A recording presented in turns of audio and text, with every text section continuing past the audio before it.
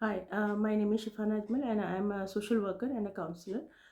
तो हम बात करेंगे कि आज के टाइम में ऐसा क्या हुआ है कि लोग जो है वो मूवीज़ से या फिर सिनेमा और टेलीविज़न से प्रेरित होकर क्राइम को बहुत आसानी के साथ अंजाम दे देते हैं। और क्या चीज़ उनको इतनी मोटिवेट कर रही है या फिर किस चीज़ ने उनको इस तरह से आगे बढ़ने के लिए प्रेरित किया है कि वो बिना किसी नतीजे के या बिना किसी कॉन्सिक्वेंसेस के सोचे इस चीज़ को अंजाम दे देते हैं। तो क्राइम या मर्डर मिस्ट्रीज़ तो पहले भी सिनेमा में दिखाई जाती थी, लेकिन पहले इतना आसान नहीं था या फिर पहले इस तरह की मेंटालिटी नहीं थी, लोग इस तरह से नहीं करते थे चीज़ें। तो क्या किसी हद तक सिनेमा या टेलीविज़न ज़िम्मेदार है? तो येस, ऑफ़ कोर्स कुछ हद तक तो आज के टाइम की जो फ़िल्में हैं या आज के टाइम का जो टेलीविज़न पे जिस तरह के शोज़ आते हैं या फिर मूवीज़ हैं जो बन रही हैं, तो उसमें जो चीज़ें दिखाई जा रही हैं उस कई बार तो विलेन को इस तरह से पोज़ किया जाता है कि जैसे वो हीरो है। और उस वो जो भी चीज़ कर ले या कुछ भी कर ले, लोग उसको पसंद ही कर रहे हैं और वो क्राइम करके बहुत आसानी से बच भी जाता है। तो कई यंग माइंड है या फिर कोई फ्रेश माइंड का इंसान है या कोई भी इस तरह की मेंटालिटी का बंदा है, वो अगर देख रहा है तो उसको लगता है कि अगर येस, ऑफ कोर्स अगर मैं भी ऐसा करता हूँ, तो मेरी भी बहुत एक इमेज बनेगी या पॉपुलर हो जाऊँगा कम टाइम में, या नाम कमाने का, फ़ेम का ये एक ज़रिया बन सकता है।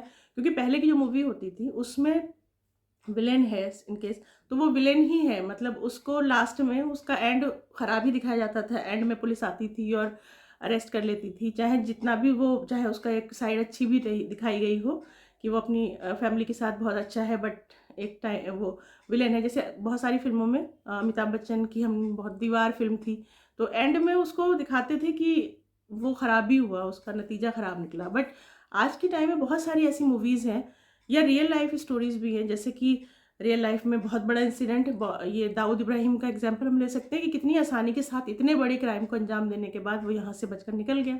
और आज तक इंडियन पुलिस और पॉलिटिशियंस उसको ढूंढ रहे हैं, बट वो नहीं हाथ आ रहा है। तो यही चीज़ें हैं जो प्रेरित कर देती हैं कुछ इस माइंड के लोगों को। मैं सबकी बात नहीं कर रही हूँ, क्योंकि हर किसी का माइंडसेट अलग है, सोच अलग है। बट जो जिस थिंकिंग के साथ वो मूवी देख रहा है, उसको उसी एंगल से वो मूवी अच्छी लगती है।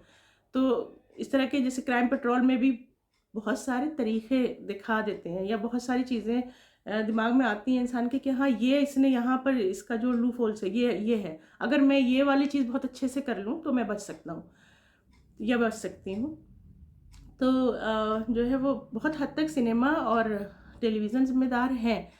बट कुछ चीज़ें ये जो easy to access search engines हैं, बहुत सारी सोशल मीडिया का होना, ये भी ज़िम्मेदार हैं। और बाकी थिंकिंग, पर्सनल आपकी जो पर्सनैलिटी है वो किस तरह से है, आपकी फैमिली एनवायरनमेंट, आपका सोशल गैदरिंग एनवायरनमेंट ये कैसा है, ये भी ज़िम्मेदार है।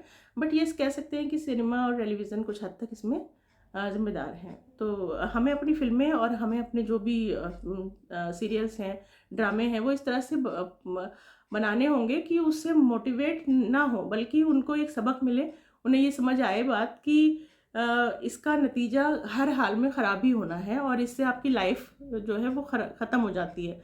और दूसरे की भी, जिसके साथ हुआ या जिसके साथ आपने किया उसकी भी, साथ ही साथ आपकी भी। और नॉट ओनली आपकी लाइफ ख़राब होती है, आपकी पूरा पीछे जो बैक है, आपकी जो पूरी फैमिली है, उसकी पूरी ज़िंदगी ख़राब हो जाती है एक आपकी वजह से। तो इसका जो एंगल है वो बदलना पड़ेगा, सोचना पड़ेगा इसमें, इस बारे में सीरियस होकर, ताकि जो है वो ध्यान हटा सकें और बहुत सारे फील्ड्स में इसको हम डाइवर्ट कर सकते हैं। तो इतना ही मैं कहना चाहूँगी कि यस, हमें अपनी इस पर ध्यान देना होगा। और ख़ास तौर से न्यूज़ पर भी, न्यूज़ में भी बहुत सारी ऐसी चीज़ें हैं, बहुत डिस्कशंस ऐसे होते हैं, तो उन पर भी ध्यान देना होगा। Thank you so much.